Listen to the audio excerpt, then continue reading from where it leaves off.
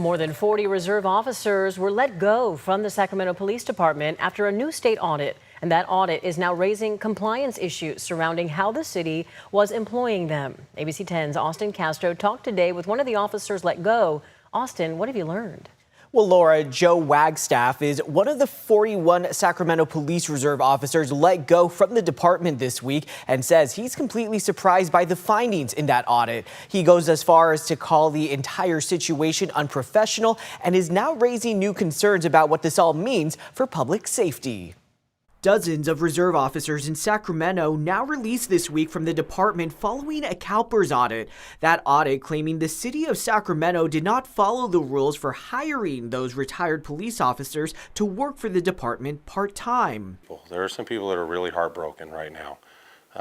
We're talking about individuals that have spent 40, almost 50 years working for the city of Sacramento and giving to this community. That includes reserve officers like Joe Wagstaff with over 40 years of service to the community. Among the violations mentioned in the report, retirees working too many hours, being paid outside approved ranges, or not waiting the required break time before being rehired. Wagstaff says he's in disbelief that the city would allow that. Very unprofessional to not know the laws of the state of California when you're operating a city and hiring and firing employees.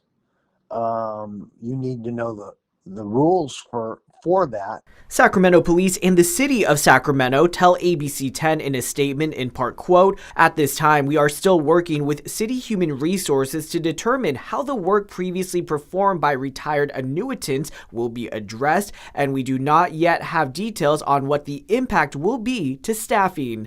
The loss of these reserve officers is now raising worries for the remainder of the department. So we also may have to just cut some of the services we provide. It's also going to affect things like response times to calls. Some say the situation is getting worse, not only for public safety, but also when it comes to the city's budget and staffing. The fact that we're going to take away this experience, and I'm talking about hundreds upon hundreds of years of police experience disappearing all in one day. And it's just going to be very difficult for us to make up for that. Experience like that of Joe Wagstaff still processing the shocking news. I'd like to see this not happen anywhere else, that people become more responsible about their jobs and their positions and take them more seriously. CalPERS tells me they are working with the city to resolve these issues. They also emphasize, quote, CalPERS did not prohibit the hiring of any officer, and ultimately the city is responsible for their hiring decisions. Back to you. Okay, Austin, thank you.